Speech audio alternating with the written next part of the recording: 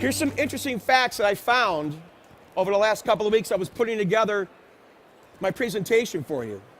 Over 60% of people would still rather shop a brick and mortar store than buy online when deciding their final purchase.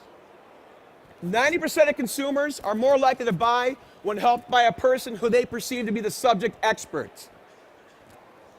If you consider yourself the subject expert, you're supposed to. You guys are supposed to be the preferred source. That's the reason why you spent $1 million this weekend. You're not going to go back and say, man, I wish I knew more about that product. It was your job to know more about that product after you left here. That's the whole reason why you showed up. 49% of consumers say they'd rather shop a brick and mortar store than over the web because they want to take items home immediately.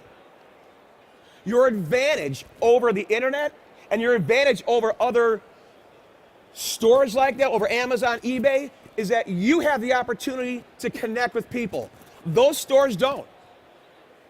And if you think you're going to go ahead and compete with this guy, eBay sells a $500 guitar and you guys sell a $1,000 guitar, you have to make sure that you're connecting with people and understanding what these folks want. It's not your job to compete. It's your job to figure out the folks that are walking in my store or the customers that I have that I'm going out to see, what is it that I need?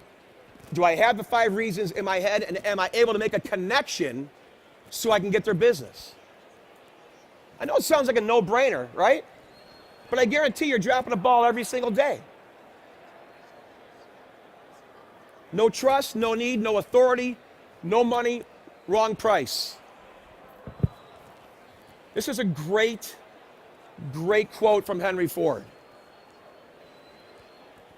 First of all, today's buyers, raise your hand if you think today's buyers are far more well-informed than they were 5 years ago, 2 years ago, 1 year ago, because of the internet, right? I would agree with you on that.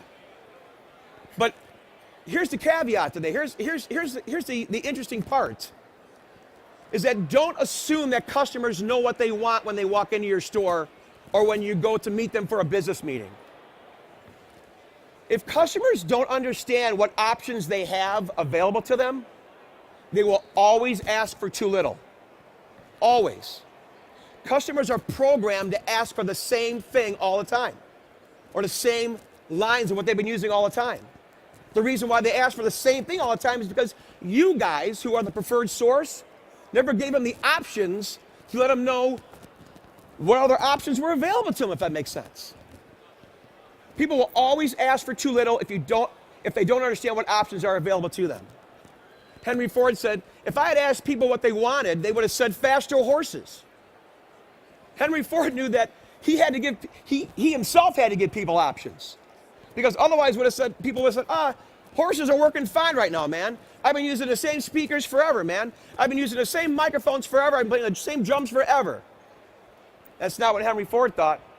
He's like, you know what, I'm not even going to ask you, because I'm going to go ahead and be the preferred source, and I'm going to tell you what you want.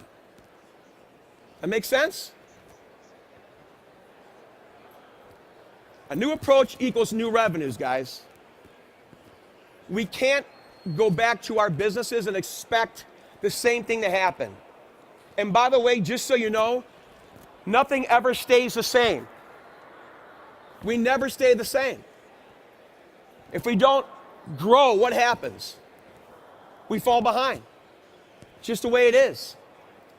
Either you're growing or you're falling behind.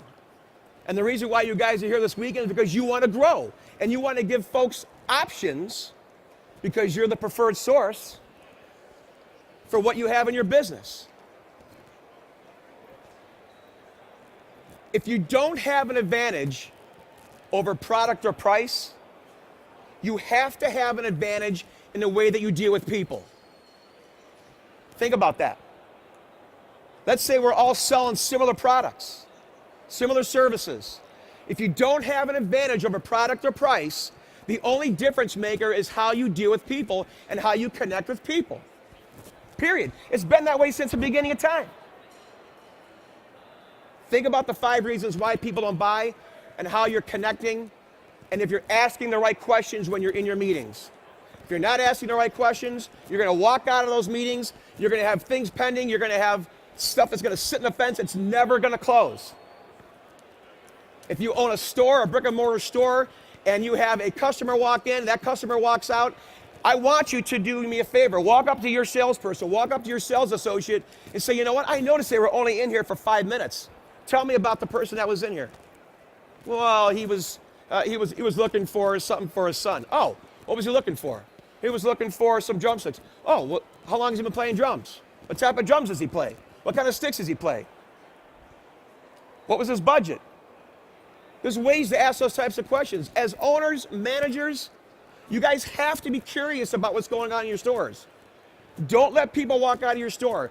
That kid who sold me on a floor of that big music store, he was curious to know what kind of buyer I was. Does that make sense? I know you guys have heard this before. Make 2018 your best year ever, guys. You really have to. If you're going to leave here and implement everything that you've learned, every product that you want to take back, everything new, make sure you make 2018 your best year ever and start thinking about the things that I was talking about today.